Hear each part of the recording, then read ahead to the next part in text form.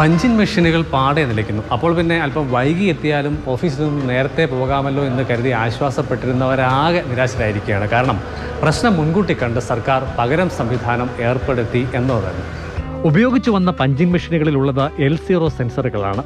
സുരക്ഷ മുൻനിർത്തി ഇവ L1 സെൻസറുകളായി മാറ്റണം. അതിന് കാലതാമസം നേരിടും.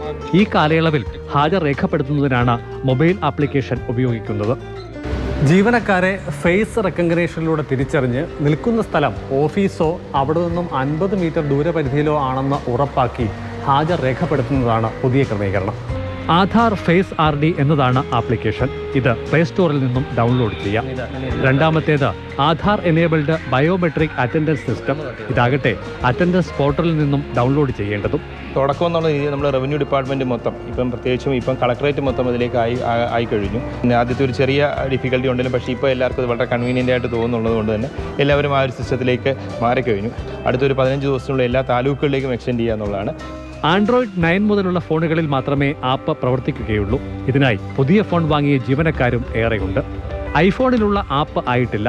iOS പതിപ്പ് നിർമ്മാണ ഘട്ടത്തിലാണ്. ആധാർ നമ്പറിന്റെ അവസാന 8 അക്കങ്ങളാണ് ID. ഇതുപയോഗിച്ച് മറ്റുള്ളവരുടെ ഫോണുകൾ മുഖേനയും ഹാജർ രേഖപ്പെടുത്താം. ഒക്ടോബർ 1 താൽക്കാലിക അടിസ്ഥാനത്തിൽ പുതിയ ക്രമീകരണം നിലവിൽ വന്നത്. സംവിധാനത്തിന്റെ ABCD അറിയാത്തവർ തുടക്കത്തിൽ കുഴങ്ങി. ചിലരുടേത് ശരിയായി, ചിലരുടേത് ശരിയായിട്ടില്ല. വൈകാതെ എല്ലാം ശരിയാകുമെന്നാണ് പ്രതീക്ഷ. ആക്സസ് കൺട്രോൾ കൂടി വന്നെങ്കിൽ മാത്രമേ ജീവനക്കാർ പൂർണ്ണസമയം ഓഫീസിലുണ്ട് എന്ന് ഉറപ്പാക്കാനാകൂ.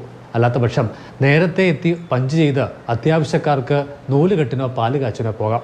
വൈകുന്നേരം 5 തന്നെ ഓഫീസ് വിടുന്നവരും ഒരു കറക്കം കഴിഞ്ഞെത്തി പഞ്ച് ചെയ്തുവെന്നും വരാം. CK Abhilal, Mathrubhumi news, Pathanamthitta. അഭിലാൽ നമുക്കൊപ്പമുണ്ട്. അഭിലാൽ, എന്ത് സംവിധാനം ഉണ്ടായാലും അത് പാലിക്കുന്ന കുറേ പേരുണ്ടാവും. അതിലെന്തെങ്കിലും വഴികൾ ഇടയ്ക്കിടെ നൂഴ്ന്നു പോകാൻ പറ്റുമെന്ന് നോക്കുന്ന കുറച്ച് പേരുണ്ടാവും. അത് സ്വാഭാവികമാണ്. അപ്പോൾ ഇത് എല്ലാം ശരിയാകാൻ എത്ര സമയം എടുക്കും? ഈ പറഞ്ഞ പോലെ ഇതിനിടയിൽ മുങ്ങിയാൽ പിടിക്കാൻ സംവിധാനവും വേണ്ടേ?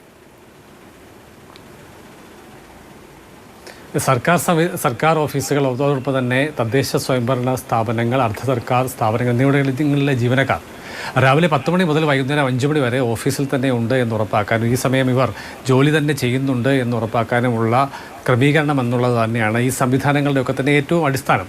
അപ്പോൾ പുതുതായി ഒരു സംവിധാനം വരുമ്പോൾ അതിൻ്റെ ന്യൂനതകൾ കണ്ടെത്തി ആ മാർഗ്ഗനിർദ്ദേശങ്ങൾക്ക് അപ്പുറത്തേക്ക് കടന്നു പോകാൻ കഴിയുമോ എന്ന് ചിന്തിക്കുന്ന ഒരു ചെറിയ വിഭാഗമെങ്കിലും സർക്കാർ അല്ലെങ്കിൽ ഇതര മേഖലകളിലുണ്ട് എന്നുള്ളത് വാസ്തവമാണ്. ചുരുക്കി പറഞ്ഞാൽ ഈ സംവിധാനങ്ങൾ പ്രാവർത്തികമാക്കുമ്പോൾ തന്നെ ഇത് മറികടക്കാൻ ചിലർ ചിന്തിക്കുന്നുണ്ട്, ആ രീതിയിൽ പ്രവർത്തിക്കുന്നുണ്ട്.